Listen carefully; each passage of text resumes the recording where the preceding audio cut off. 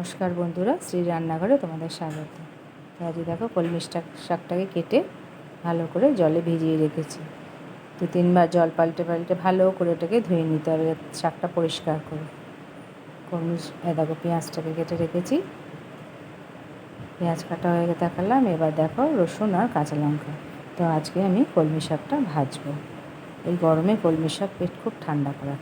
কড়াইতে আমি তেল দিয়ে নিয়েছি, কড়াইটা গরম হয়ে গেছে, তেলটা গরম হয়ে গেছে, পেঁয়াজগুলো দিয়ে দিলাম। পেঁয়াজগুলো দিয়ে ভালো করে একটু লালচে করে ভেজে নেব। তো তোমরা কি কোথা থেকে দেখছো আমার ভিডিওটা বলো। ভালো লাগলে লাইক কমেন্ট সাবস্ক্রাইব করো, আমার চ্যানেলটার পাশে থেকে বন্ধুরা। তো পেঁয়াজটা ভালো করে নাড়িয়ে চাড়িয়ে দেখো একটু লালচে কালার হবে, তারপর আমি এর মধ্যে একটুখানি দিয়ে দেবো, রসুনগুলো দিয়ে দেবো। তারপর রসুনটা হালকা করে ভেজে নেব। দেখো এর মধ্যে রসুন কুচিগুলো দিয়ে দিলাম, দিয়ে রসুনটা একটু হালকা করে ভেজে নেব। তোমরা কীভাবে কলমি শাক ভাজো? কলমি শাক নিরামিষও ভাজে যায়, আজকে আমি পেঁয়াজ দিয়েই ভেজেছি। পেঁয়াজ দিয়ে ভাজাটা খুব টেস্টি হয়, খুব ভালো লাগে। দেখো রসুনটা ভাজা হয়ে গেল। এবার আমি ওর মধ্যে কেটে রাখা কাঁচা লঙ্কাগুলো কুচি কুচি করে কেটে রেখেছিলাম, কাঁচা লঙ্কাগুলো দিয়ে দিলাম। দিয়ে কাঁচা লঙ্কা দিয়ে ভালো করে একটু নাড়িয়ে চাড়িয়ে নেবো। তারপর আমি এর মধ্যে কাঁচা লঙ্কা ওই পেঁয়াজগুলো ভালো করে নাড়ানো চাড়ানো হয়ে গেলে তারপর আমি এর মধ্যে নুন দেবো। নুন দিয়ে একটু ভালো করে নাড়িয়ে চাড়িয়ে নেবো যাতে সব মশলার গায়ে নুনটা লেগে যায়। তারপর আমি পরিমাণ মতো হলুদ দিয়ে দেবো। পরিমাণ মতো হলুদ দিয়ে ভালো করে নাড়িয়ে চাড়িয়ে মিশিয়ে নেবো। নুন হলুদ ভালো করে মিশিয়ে নেবো পেঁয়াজের রসুন আর কাঁচা লঙ্কার মধ্যে।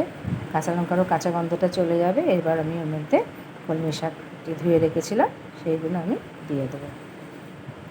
কলমি শাক দিয়ে ভালো করে এবার নাড়িয়ে চাড়িয়ে নেব। দেখো ধুয়ে রাখা কলমি শাকগুলো দিয়ে দিলাম, ভালো করে নাড়িয়ে চাড়িয়ে নিয়ে দিয়ে দেবো। তো তোমরা এইভাবে ভাজা কারা কারা পছন্দ করো আমাকে জানিও, আমাকে কমেন্ট করে যেও আমার চ্যানেলে ঢুকে। কে এইভাবে কলমি শাক ভাজা খেতে খুব ভালোবাসো, আমার তো খুব পছন্দের খাবার। তারপর চলো ঢাকনা দিয়ে দিলাম। এবার ঢাকনাটা দিয়ে আরেকটুখানি হবে। দেখো এবার ঢাকনাটা তুলে এবার কম তাপে রান্নাটা করতে থাকবো। কম তাপে একটু ভালো করে ঘেটে ঘেটে দেবো চারিদিকে, যাতে শাকের মধ্যে যাতে মশলাগুলো লেগে যায়, নুন হলুদ পরিমাণ মতোভাবে ঠিকঠাকভাবে রেখে যায়। দেখো আস্তে আস্তে প্রায় ভাজাটা হয়েছে। এবার নামানোর আগে সামান্য একটু চিনি দিয়ে দেবো। শাকে একটু মিষ্টি মিষ্টি না দিলে ভাল লাগে না, সামান্য একটু চিনি দিয়ে দেবো। দেখো কলমি শাক ভাজা আমার প্রায় রেডি হয়ে গেছে। তোমরা যারা যারা আমার ভিডিওটা দেখছো আমাকে লাইক কমেন্ট সাবস্ক্রাইব করো, আমার চ্যানেলটির পাশে থেকো। আমার এমনি ছোটো ছোটো ভিডিওগুলো দেখো, রান্নাগুলো কেমন লাগে তোমরা বলো বন্ধুরা। তো চলো বন্ধুরা, আজকের মতো টাটা।